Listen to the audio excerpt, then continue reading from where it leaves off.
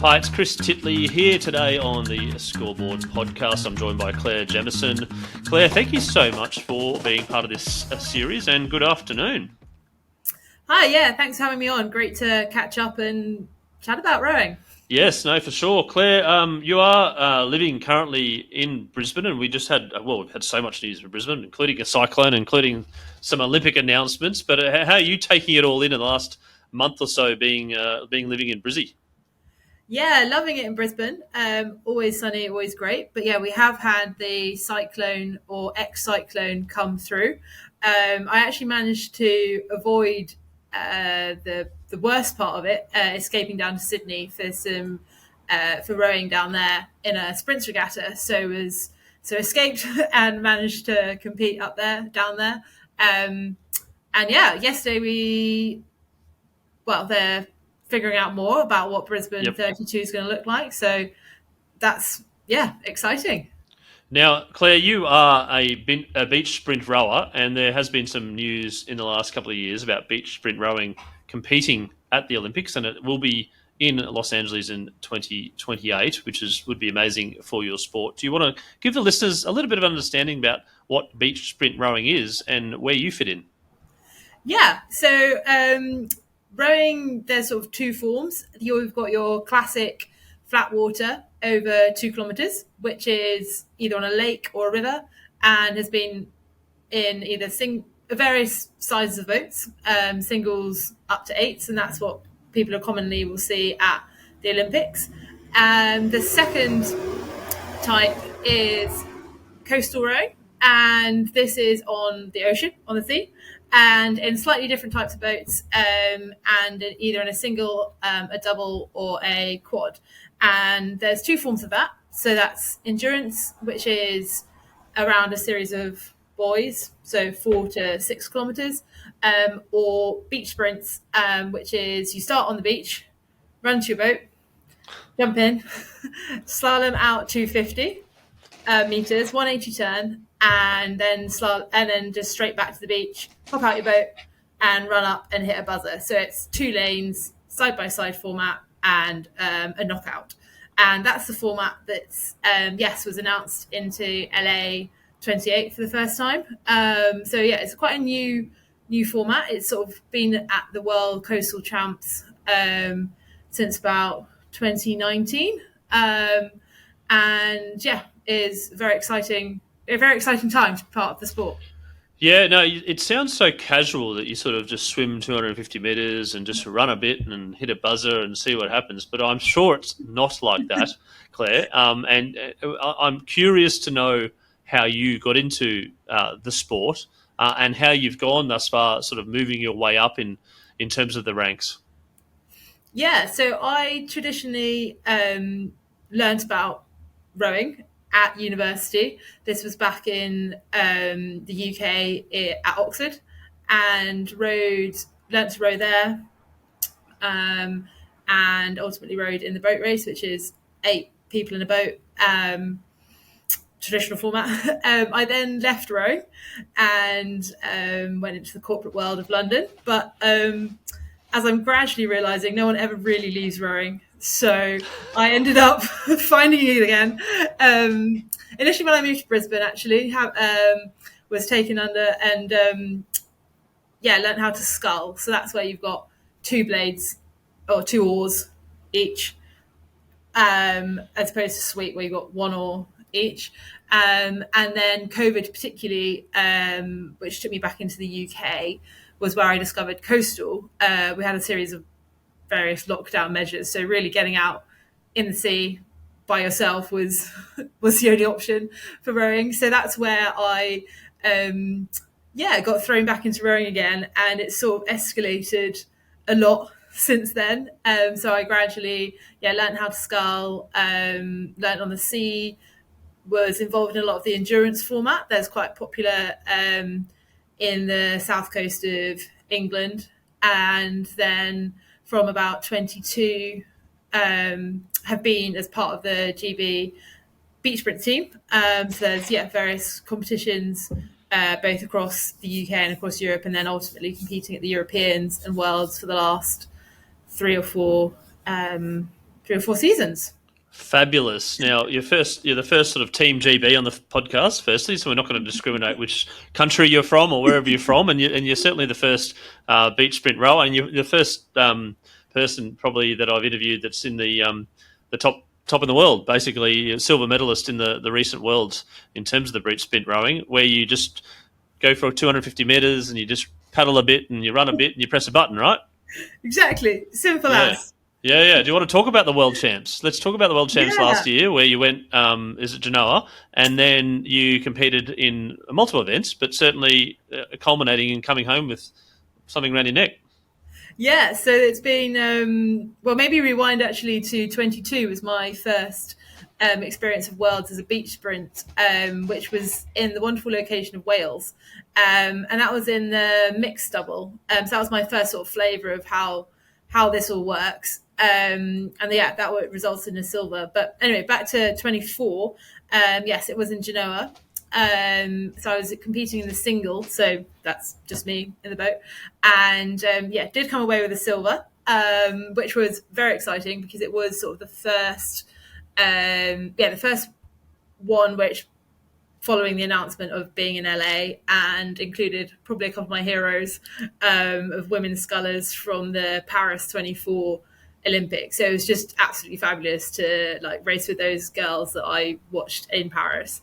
The format is, so you initially do a time trial. So everyone goes off at 30 second, 45 second, a minute intervals, depends on the competition, to get ranked 1 to however many, 40. And then from there, there could be a second time trial, but eventually you end up with the top 16, and it'll do 1 versus 16. So then you get into side-by-side knockouts. So it's quite fast-paced. And once you get through to that top 16, it will be in rounds. So you could end up doing your sort of quarterfinal, semi-final, final over the course of about 45 minutes. So although it's only 500 meters, it's got that back-to-back element. And there's just the reason why I love it is there's probably a lot more going on than your flat water 2K. As in, you've got this running element, you've got the waves to deal with, you've got a lot of sort of uncertainty of managing wind, the course, directions, and running on very tired legs is something I need to probably get better at, but it's always a killer at the end. And just having that brain space to think about everything else rather than just cooking yourself to the line. But that's the amount of races that you do, did you add up how many in the end in the World Champs?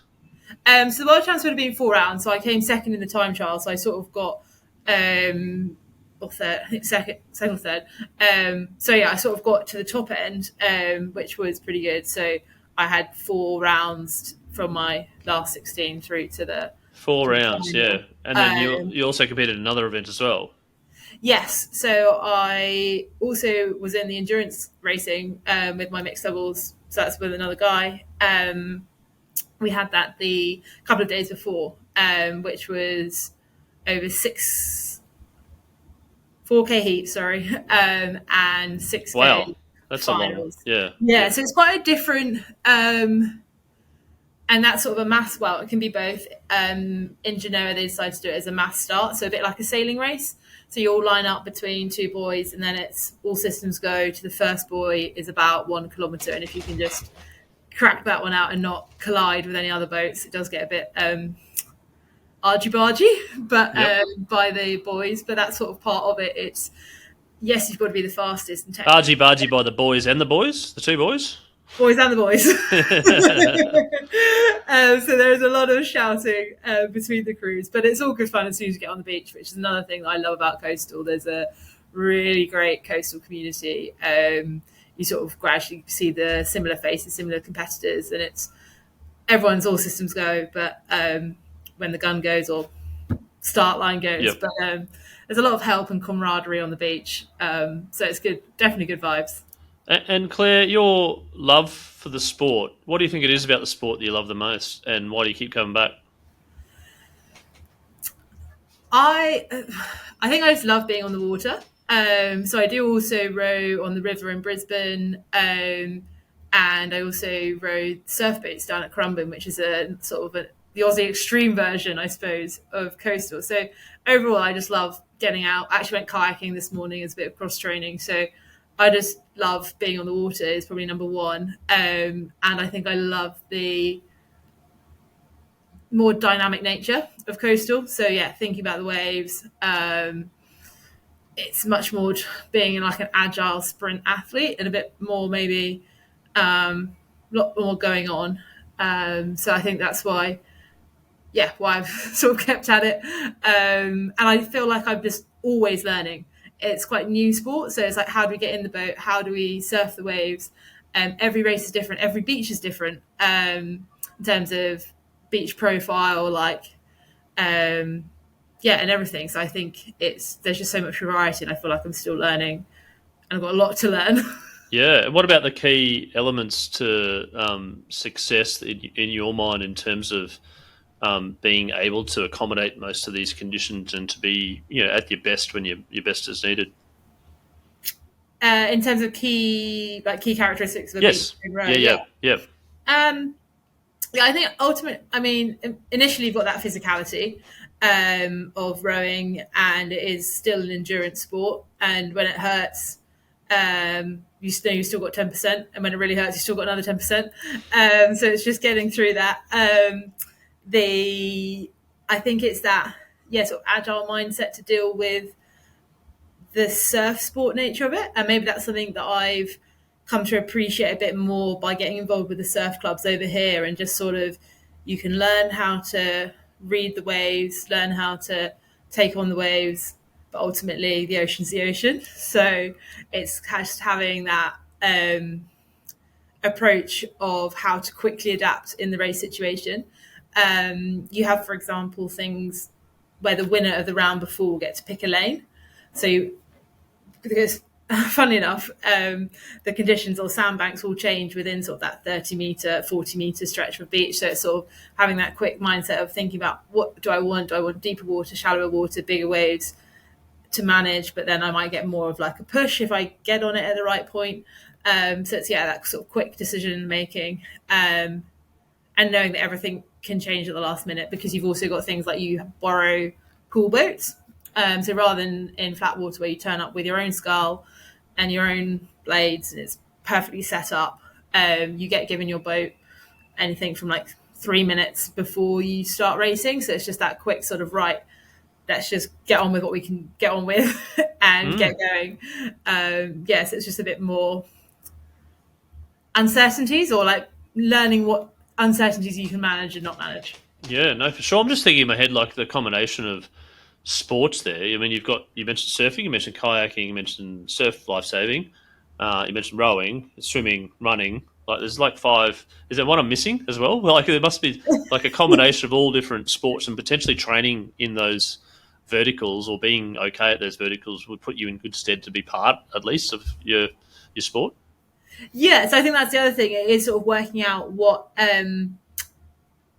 on that physicality side, I think people are gradually figuring out what it makes a beach sprint rower, because I think there's probably different characteristics from your classic flat water rower in terms of, as you say, like it's a bit more multidisciplinary, and it's working out, okay, rather than doing one 2K race for 8 minutes or like 6 minutes to 9 minutes, it's that power but repeatability, and maybe more power and brute force, because the boats are heavier. They're a single skull, a single coastal skull will be about 30 kilos compared to 14 kilos of a river single. So you've just got more boat to move and a bit of a different way to move it.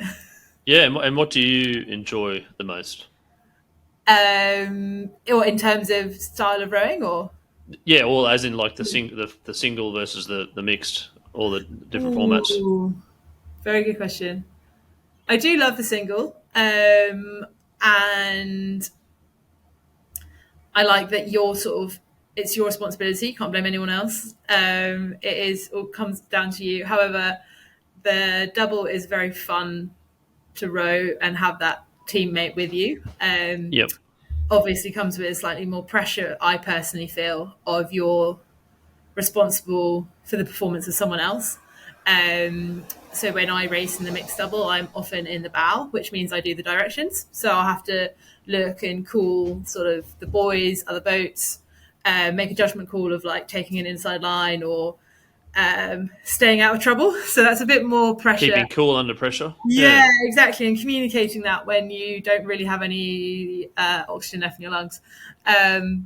But yeah, there's all different styles. And then a quad is just that those decisions then get put on the cocks, and it's much more just get your legs down and stay together. So yeah, love a bit of everything. And what about the data and the tech side of things now? As you've sort of the last few years, we're getting lots of different technology improvements. So we're getting better times, better splits, better wind, better, different points of data that you can look at to get better at what you do. Yeah. Rowing is very sort of data heavy.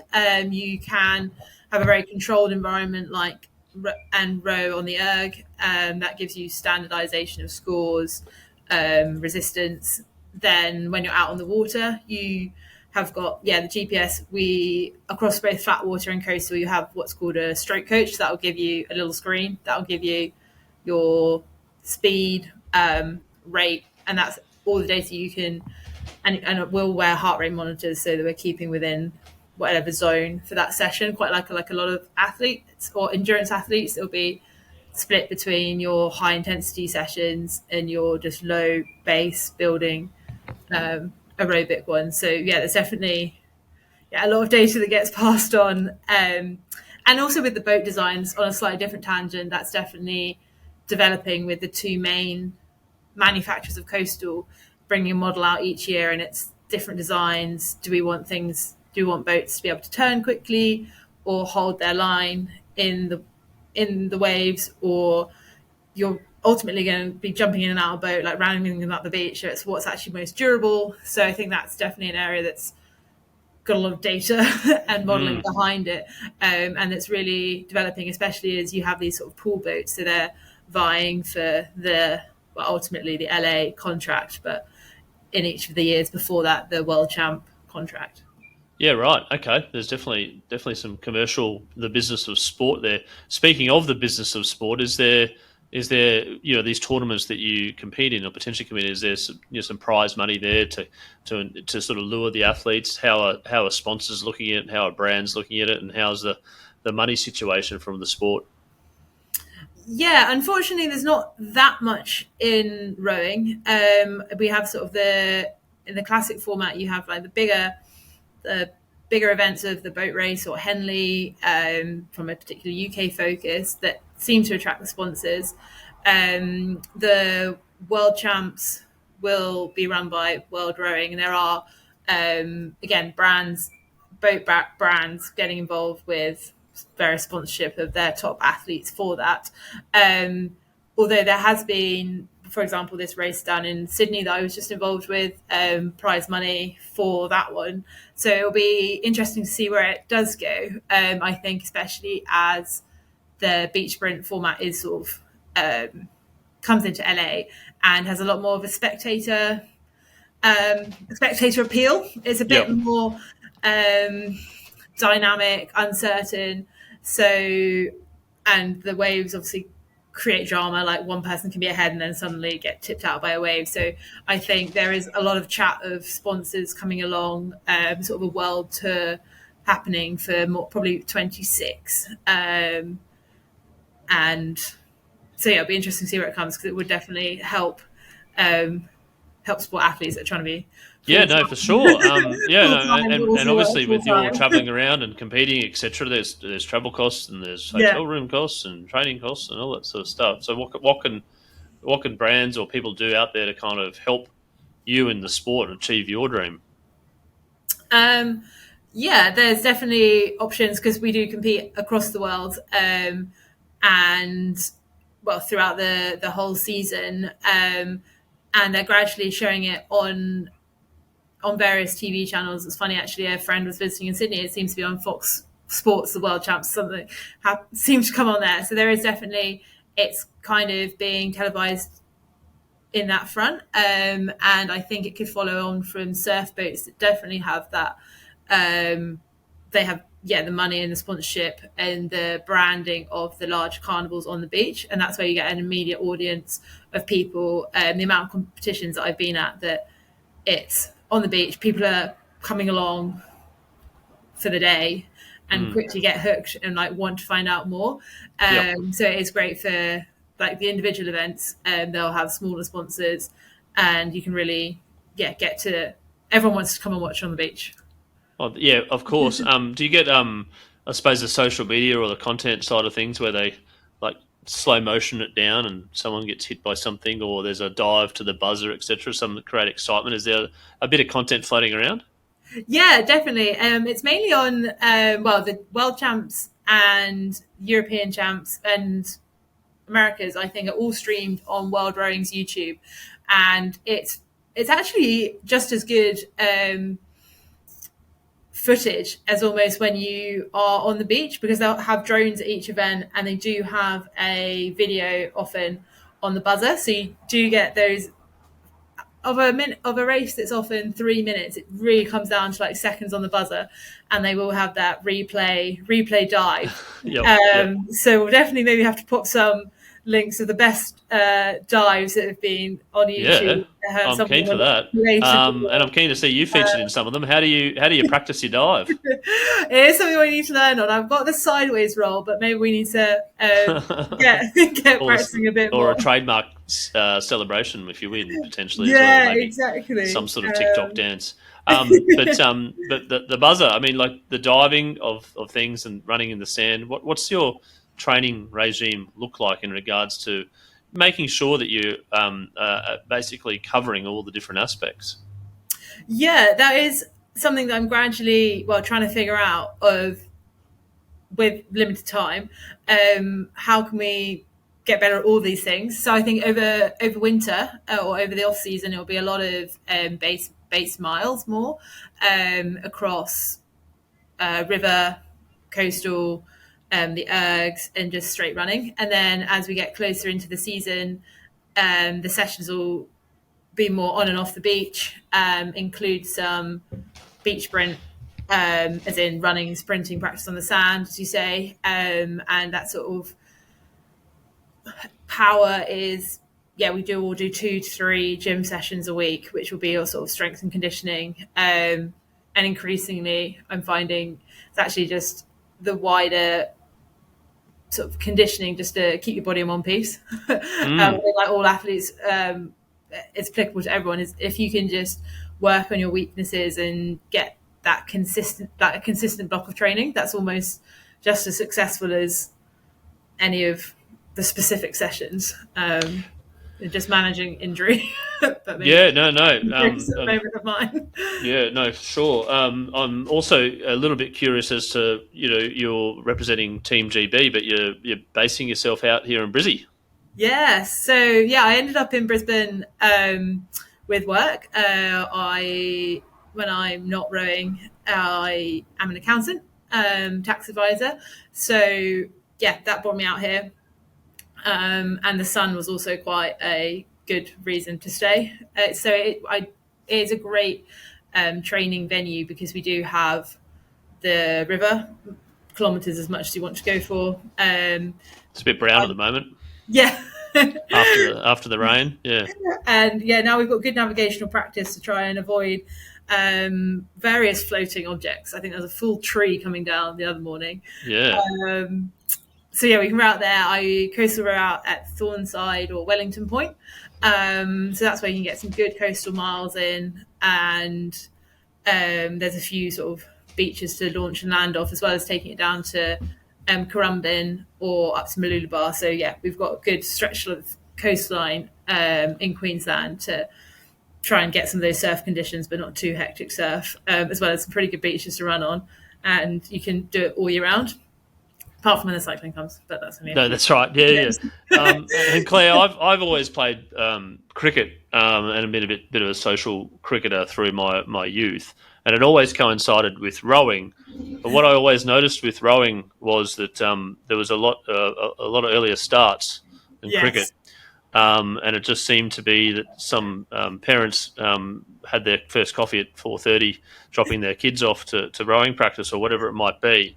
I assume you're an early morning person, and my question is on the back of that: how do you go with your sleep, knowing that you're kind of getting up early and getting out there? Do you sort of head to bed at like 6 a.m. or sorry 6 p.m.? Are you a bit of an early bird to get up? And what time do you get up normally? Yes, I definitely should sleep more than I do. Because the alarm does go off at 3:45, which is would have terrified me when I was living in London. Yes, But, it would be dark pretty much all year round. exactly. Yeah. So in the summer, that's definitely obviously easier because it is light. So I'll cycle down to either the river or out to the bay, and it is amazing. You can cycle out, do your session, cycle back, and get to the office for 8. And then I'll do a second session after work in the evening generally. But I wish I could go to bed at 6, but it doesn't quite happen like that. So unfortunately, Yeah, and then on top of that, I was always thinking around how people eat, because do you have a banana or something at 4:15 before you go on the water, or is it too early to eat, or do you have breakfast after? And then if you have breakfast after, do you go into like a food coma because your body's like done so much exercise, and then do you drink coffee because then all of a sudden you might get a buzz later on, and then it might, so there's lots of things to think about. I'd love to get insights into what you do from a diet point of view as well, or at least how you kind of eat. Yeah, no, these are very good. It definitely did take me a while to learn that you do kind of want to refuel beforehand, because you are doing sort of, it'll be either 10 or 20K cycle and then an hour and a half on the water, and that's too long to go without anything, especially. I'll try and eat before, just like first breakfast. First breakfast in the 3s, right? Yep. And then second breakfast after rowing, like once I get to the office, with a coffee. Because you're a little tired, or not? Yeah, exactly. You've only been up since 3:30, ridden 20 kilometres and rowed. Yeah. Yeah. But they say, people say, Claire, you look a bit tired this morning. Like, oh, it's been a busy morning. Most of my days already happened. Yeah, I've done 12,500 calories. I mean, calories. What is it called? Not calories is what you eat. What's the other one? Where you burn stuff. Yeah, calories. Oh, kilojoules. Calories. Burned. Yeah. Kilojoules. Yeah. Burnt. Yeah, burnt. Not eating 12,500 calories, but yeah. Yep. Some days I feel like I want to though. Yeah. And then it's lunch, and then sort of try and eat earlier. But then you kind of get caught with this work cycle, because you don't want to eat your dinner before you train. But then you've got to eat afterwards. But you don't want to eat too late, because you're going to get up in about 4 hours, right? Yeah, exactly. Because then you've got 6 hours till you've got to get up and eat again. So it's a bit of a balancing act that has. I've been here for 3 years, and I still haven't quite figured it out. But and do you get into like a really good Netflix series, and you're like, no, I can't do it. I can't watch another episode. I have to train in the morning. It can be dangerous. I'm not a big TV watcher, primarily because I think I've already fallen asleep by the time anything would have been turned on. But it is funny that how everything has just shifted about a good 2 hours earlier, and when it gets to 9 o'clock, it feels really late. It feels really late, yeah, particularly. And do you get a rest? Do you like weekends? You might compete. Do you get a day off? Do you or is it pretty much 7 days a week?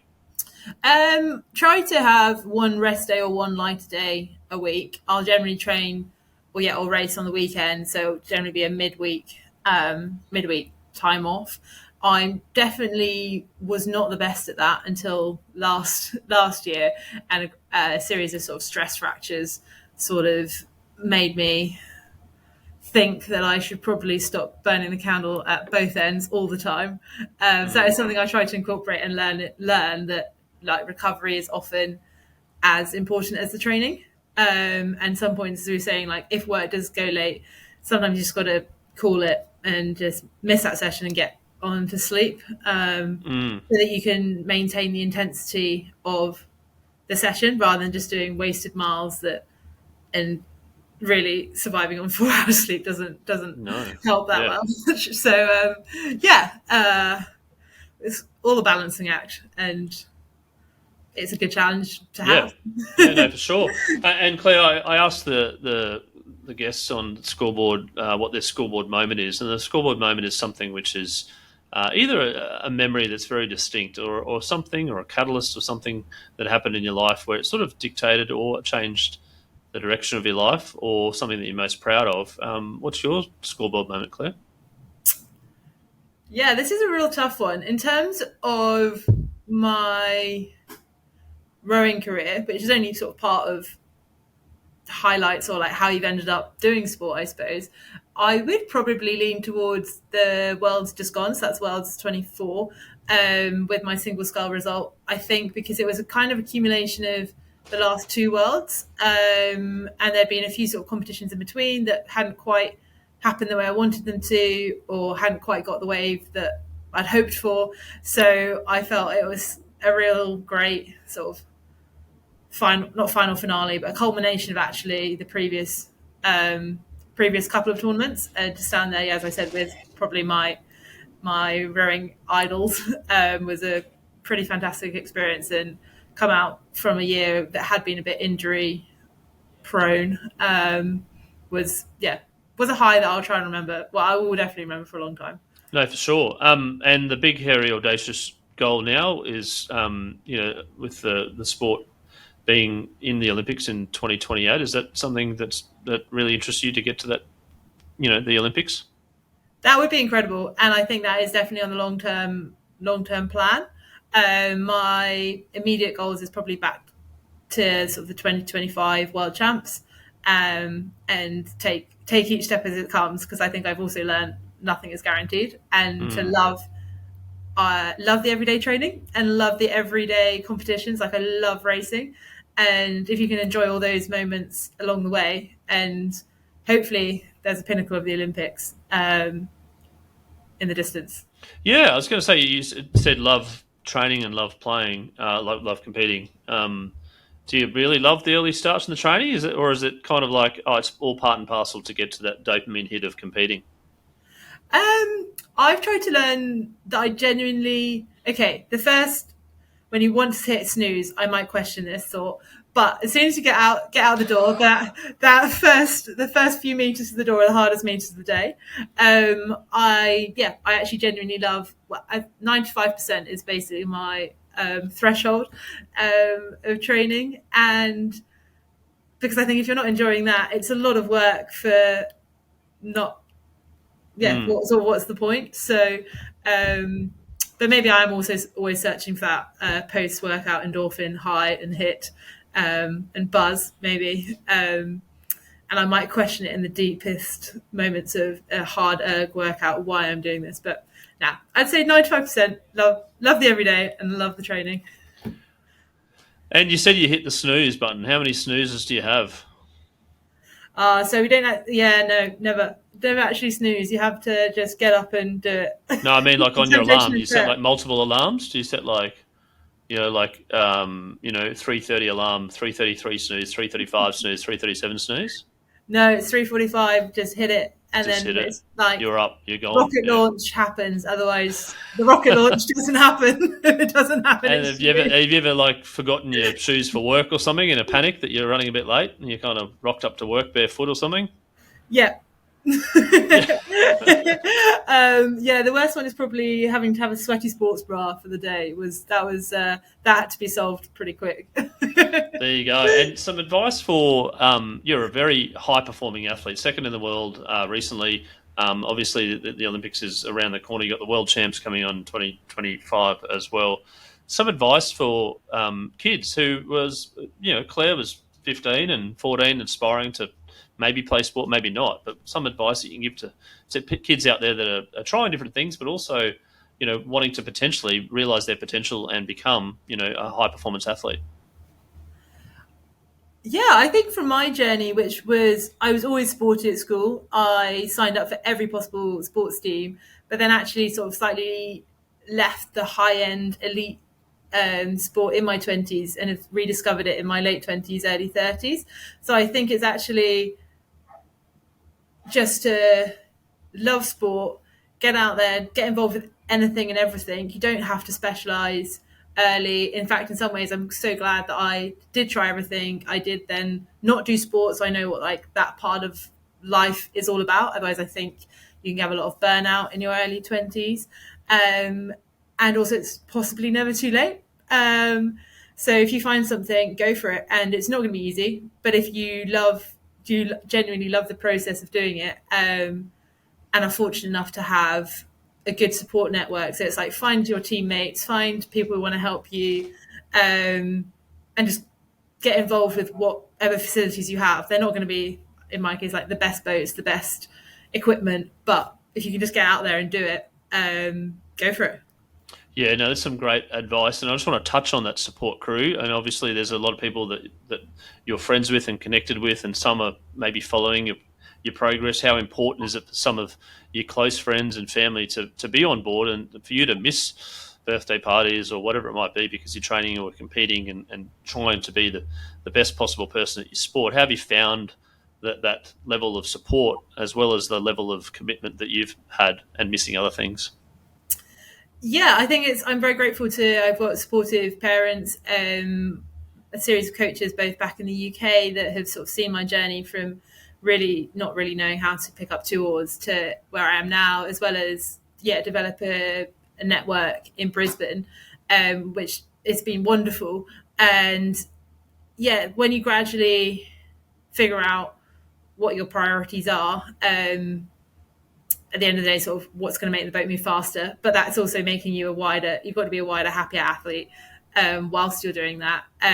Those who kind of get that and are excited for you will stick around, but it's just decisions. It's not sacrifices, I think. But I'm very bad at saying no to things. So I do struggle sometimes when you have to miss that wedding or miss something else. You can't do everything, unfortunately, but the people that do care, they'll still be there. And then you've got a silver medal around your neck, second in the world to show for it thus far. Yeah. And then you've got when are the world champs this year? They'll be in October in Rio, hopefully. In Rio, hopefully. Yep. Okay. And you're starting to prepare for that now. Yeah. Yeah. So season starts up pretty soon in April, May, and it's sort of 6 months.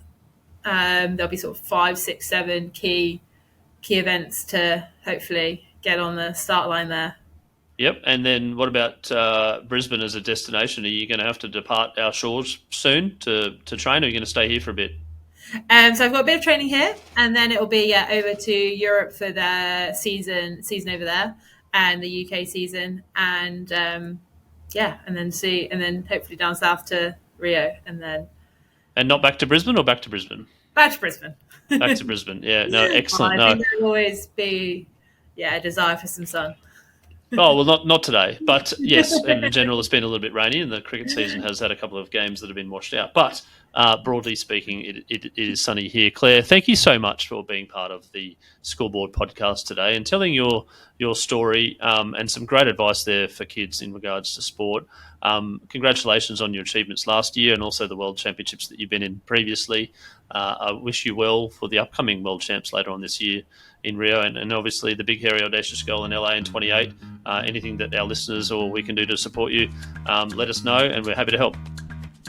Thank you, and thanks very much for having me, and hopefully it's been useful to someone somewhere.